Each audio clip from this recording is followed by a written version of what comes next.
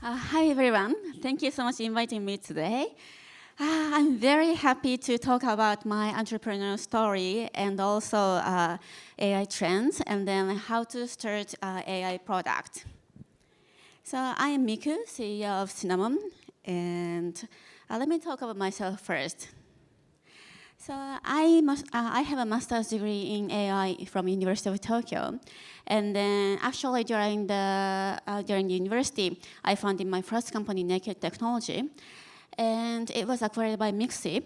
Then I founded this company, Snow, and now I'm mother of two beautiful babies. So in 2006, when I was 22 years old, in the university, I was majoring in complex networks. And they're like two PhD guys. They were like studying in a different university, but they also used complex networks and then they started a business. So they used the PageRank algorithm to buy complex network theory. So they started Google. So they used PageRank algorithm and then it was used for search. And then it became big, right? So when I was a student, I found, okay, so if the technology was used for actual usage, it will be great. So to my friend, I suggested that, okay, so let's do tech. And then he said, okay, that sounds good. So with him, I founded Naked Technology, my first company. So of course, I was just a student. I didn't know how to do business. But I tried, and then, yeah, so the guy and I were researching in AI, so we started to sell AI. But at that time, nobody was interested in AI at all, so everything was a failure. But we persisted. So at that time, like everyone used feature phones, but if you remember that UI was horrible, right? And at the same time, I thought maybe like mobile UI should be as advanced as PC. So we started to create mobile middleware for feature phones. And it was acquired Mixi. But it went well, but one of my regrets was we couldn't go global. So like our product was for Japanese companies and all of our members were Japanese and our base was in Japan. So we wanted global, but we couldn't. So like, so in 2012, when I was 28 years old, it was smartphone era. And Facebook or Twitter or Instagram, they were all huge impacts. So like we started communication app targeting Asia, not Japan. And at the same time, I visited Vietnam, and I fell in love in Vietnam. So to my co-founder, I said, yeah, somehow I want to live in Vietnam. But of course he said, what? So like, I thought like, okay, so I have to persuade him. And then I found there's so many IT talents in Vietnam. So like I suggested him that, okay, so we should make a development center in Vietnam. And then he was okay, so that's good. But of course, like at that time, I couldn't speak English at all and no friends in Vietnam. So like it was kind of like hard, but yeah, I tried. So I started Cinnamon in Vietnam, and so this kind of like smartphone, my communication app was, if you make a success, it will be really huge, but it is kind of like high risk. So we did try and error for 3 years, but unfortunately, all of them were failed. But we persisted. So 2 years after all the failures, actually the company was almost go bankrupt, but now we raised $10 million, and we need to restructure most of the members. But now like we are aggressively hiring, so there are like very dramatic changes. So even though we got like so many failures, but like we always persisted, so that's like we could. And also, my personal life changed. Now I had 2 babies. So the left one is my first one. He's 1.5 years old now. And the right one is my girl, so she's 7 months old. So like to raise Irish twins is like super hard, but Actually, when I got my first son, my thought was changed a lot. So before that, I always wanted to be really, really impactful things. But I started to think the future that we should create is always, it should be like good way. So I thought, when they start work, what will it be like? Do they still have to do meaningless tasks like today? So our work style is like this. So now everyone is super busy every day, right? So how many of you are happy with how you have to work today? Could only be so much better? So our goal is to remove all the repetitive tasks from the world to make people happy. So, to remove all the repetitive tasks, it might sound kind of simple, but it is a huge challenge. So this is what we do. So our company, our mission is, again, to remove all the repetitive tasks. And now we have 4 bases: Japan and US, Vietnam, and Taiwan. Now we are over 100 members, and we have 50 machine learning engineers. So now we have like 50 machine learning engineers, but we have a plan to have 100 by the end of this year, and 500 by 2022. But our definition of machine learning engineers is people who are able to program deep learning from scratch. So actually, it is very easy to download, for example, like open source of deep learning, and it is very easy to call it, to write just only like one line code, but it doesn't contribute like increasing productivity for people, because the accuracy is like quite low to use just like general AI. You can get only like 10% or 20% of accuracy. So if you really want to increase the productivity for people, actually, we need to program deep learning from scratch. Now we have 4 AI products. One is Flag Scanner, is a document reader. So I'll talk about it a little bit later. And the second one is Scrollbot, that is chatbot, and also a recommendation engine and speech to text. So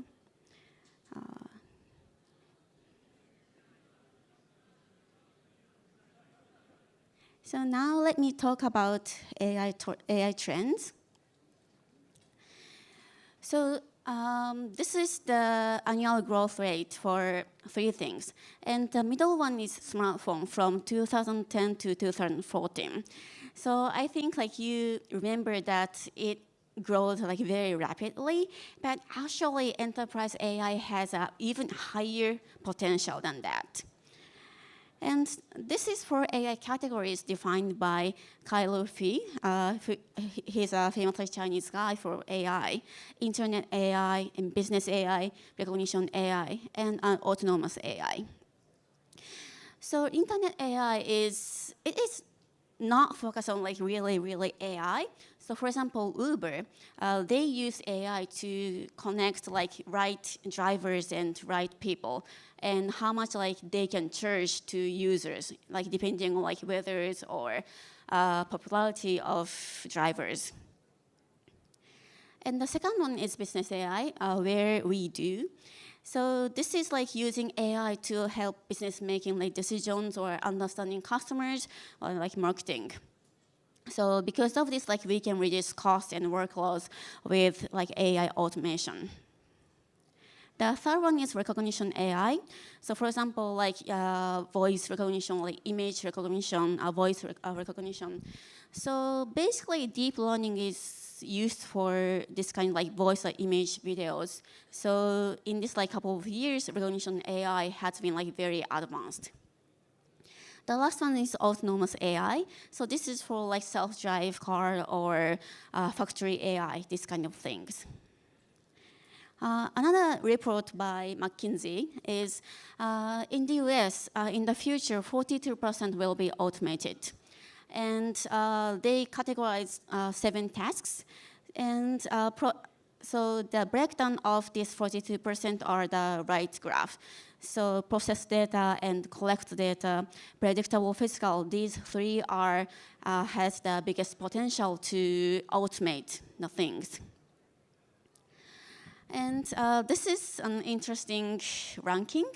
So the left one is a ranking of having automation potential. So the first one is Japan, and I think basically this is this is saying that Japan is the most inefficient country all over the world. It is kind of like unlucky, but it is also a good thing for people who want to make AI products, because this is meaning that Japan is a best place to find product market fit for AI. But regarding of the how do you say, like the okay, so the left one is the wages associated with like reduced wages that can be automated. So in Japan, $1.1 trillion will be automated, but US has three times bigger market, and China has four times bigger market. So if you make an AI to achieve product market fit, actually after that, it is better to target US and China. And now let me talk about our product. So our product is Flash Scanner, and that is reading documents just as human does. So this is what we do. If there is an input data like an invoice, we can extract information, for example, like bank information, or how much you need to pay, or like which bank branch, or like which due date, this kind of like document, that kind of like information. And most of use cases data entry work. So for example, like reading applications, right, like invoices, like accident report, a passport, like driver's license, those kind of documents. And this is our value proposition. It's faster and cheaper and more data for better decision making. So again, this is the report that I showed you before, but the process data has the biggest potential and what Flash Scanner does. And actually, most of our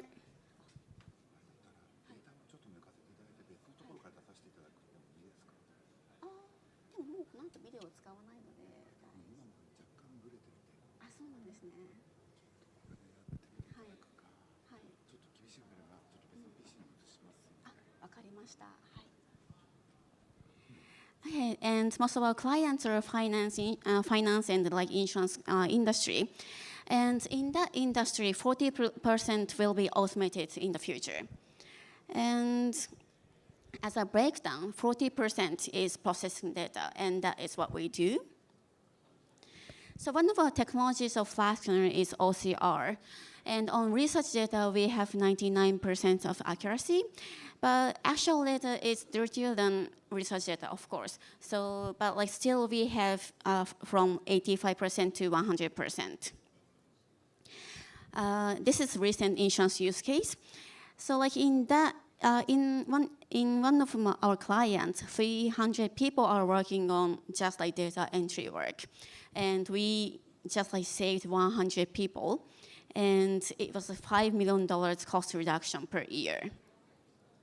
And if a human does, it costs like so much time. But by Flash Scanner, it can take in just in like less than 2 minutes. So actually, there are two types of document. One is fixed format, and the other is free format. So if you think about driver's license, in Japan, all of the driver's license are fixed format. But if you think about invoices, and if you have like two invoices from like different companies, the format is totally different. So in this kind of case, our competitors cannot read the free format. They can read only fixed format. But we can read both of them, fixed format and free format. So that's what we do. So let me talk about how to achieve a product market fit in AI. So like I have been an entrepreneur for more than 10 years, but I am feeling that reaching product market fit is like super difficult. Actually, like I feel it is the most difficult thing. Wait a minute.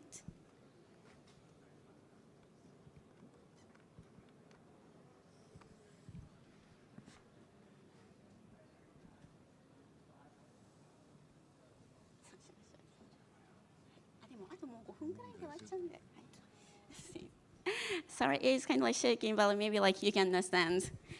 Yeah, so this is like I want to talk about like how to reach product market fit in AI. And again, like processing data and collecting data and predictable physical, these have the biggest potential. So if you plan about AI product, probably these three has the biggest potential. And this is the stages of innovation which I think. And all of the innovation go like this. It starts from geeks, and then it goes to large corporates, and then SMEs, and then individuals. So if you think about like making a website in 90s, just like geeky people like started to make like text site.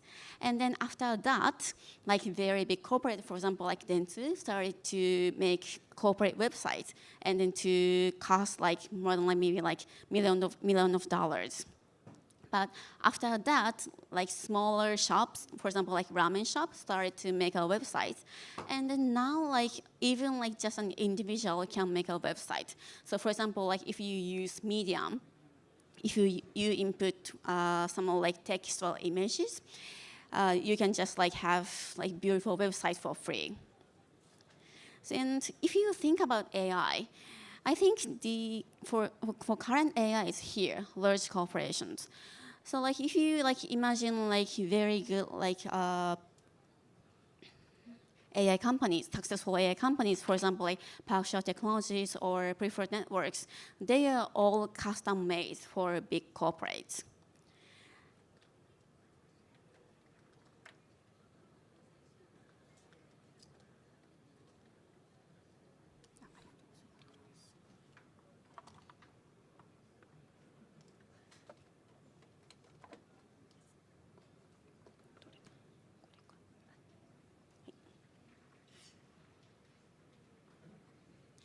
Yeah, so when you plan an AI product, maybe like you might feel, okay, so now like we need to like develop. But one thing that I would like to say is that it is not that good. So for example, like what I experienced in my first company is that we spent 3 years for make a product, but actually it doesn't have a like need. So we spent 3 years, but it didn't go well. So just like spending like 3 years for a startup is killing us, right? So what you need to do right now is like you need to sell a product, but like you don't have it, right? So what you can try is that you can sell a POC. So usually big corporates try to do POC because like they want to confirm if it works.